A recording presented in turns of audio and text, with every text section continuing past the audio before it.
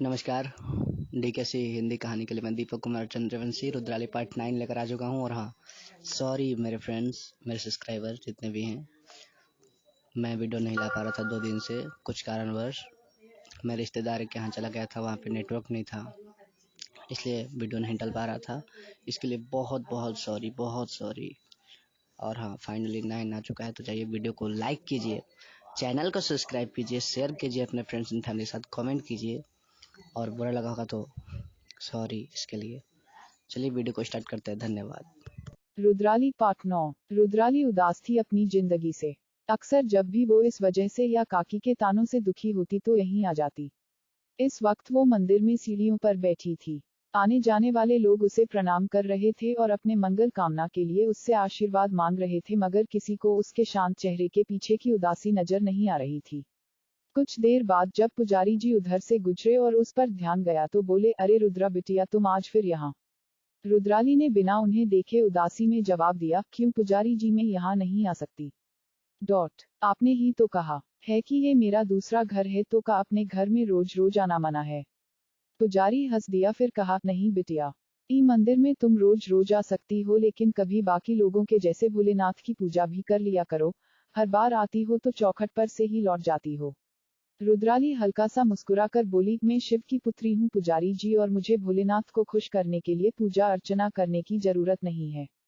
पुजारी फिर हंस दिया और कहा, ठीक है, वैसे भी बेटी जिद्दी और अल्हड़ होती है, तुम भी भोलेनाथ की वैसी ही एक लाडली हो। रुद्राली चुप हो गई थी, फिर थोड़ी देर बाद गहरी सांस लेते हुए कहा, पुजारी जी एक बात पूछूं। अगर मैं भोलेनाथ की लाडली थी तो क्यों उन्होंने मेरे माँ बाप को नहीं बचाया। पुजारी जी चुप हो गए।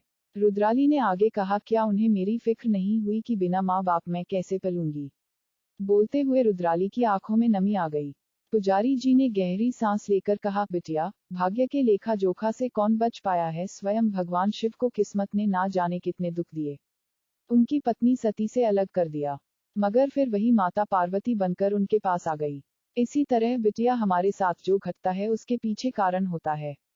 तुम्हारे माँ बाप की जीवनायु उतनी ही थी, इसलिए भोलेनाथ उन्हें नहीं बचा सके। पर तुम अपने इष्ट भोलेनाथ से नाराज मत हुआ करो, पुजारी जी ने समझाते हुए कहा। रुद्राली ने हल्के से सर हिला दिया।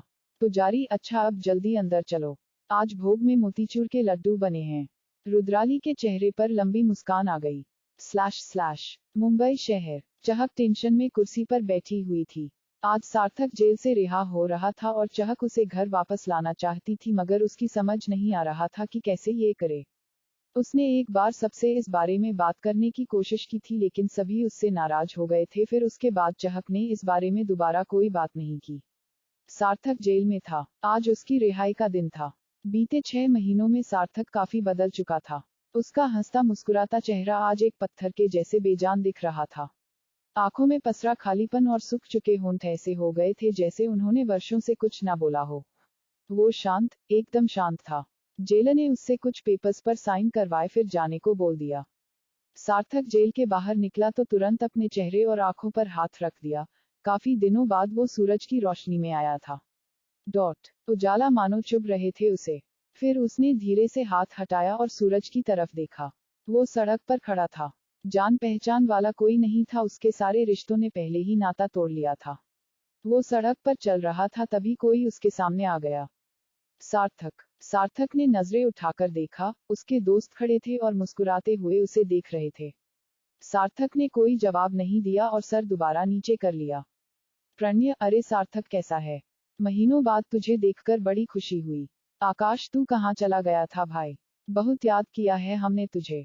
चिंटू, और नहीं तो क्या, पता है तेरे बिना कुछ अच्छा नहीं लगता था। प्रणय, आकाश और चिंटू सार्थक से कब से बातें कर रहे थे, लेकिन वो किसी बात पर रिस्पॉन्स नहीं कर रहा था। वो बेजान से आगे चलता रहा। उसके दोस्त, अरे सार्थक रुकना, कहाँ जा रहा है? कहते कहते एक दोस्त ने उसके कंधे पर हाथ रख दिया। तभी अचानक सार्थक चिल्ला उठा और उसे दूर झटकते हुए कहा, हाथ मत लगाना मुझे। विस्मयादिबोधक चिन्ह। सारे दोस्त झटके से पीछे हुए और हैरानी से बोले, क्या हुआ? सार्थक ने जवाब नहीं दिया। चिंटू बोला, क्या हुआ सार्थक, ऐसे चिल्लाया क्यों तू?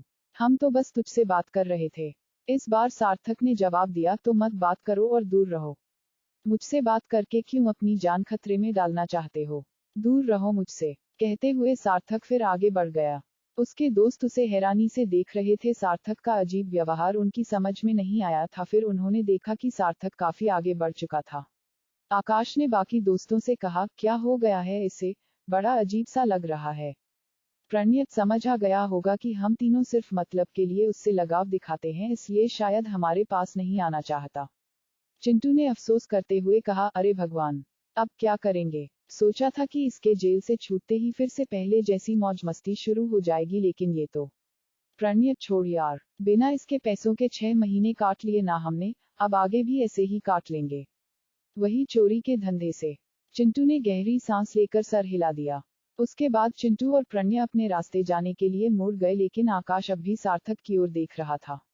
प्रणय ने उसे टोककर कहा, अरे ओए, क्या सोच रहा है, अब वो अमीरजादा हमारे हाथ कभी नहीं आएगा। गया वो। आकाश, मैं वो नहीं सोच रहा, मैं तो ये सोच रहा हूँ कि सार्थक को हुआ क्या है। पहले तो कभी ऐसे बदला बदला नहीं दिखा। चिंटू, हम छोड़ क्या कर सकते हैं। अच्छा सुनो, एक बात बतानी थी तुम लोगों को। दोनों ने कहा, क्या। चिंटू, हम कल वापस गांव लौट रहे हैं, अम्मा बुला रही है हमको। आकाश, तो तू गांव जा रहा है। चिंटू, हाँ। प्रणय, ठीक है, कुछ दिन के लिए हम लोग भी चलते हैं। अनुपमा वर्णवाल, एव।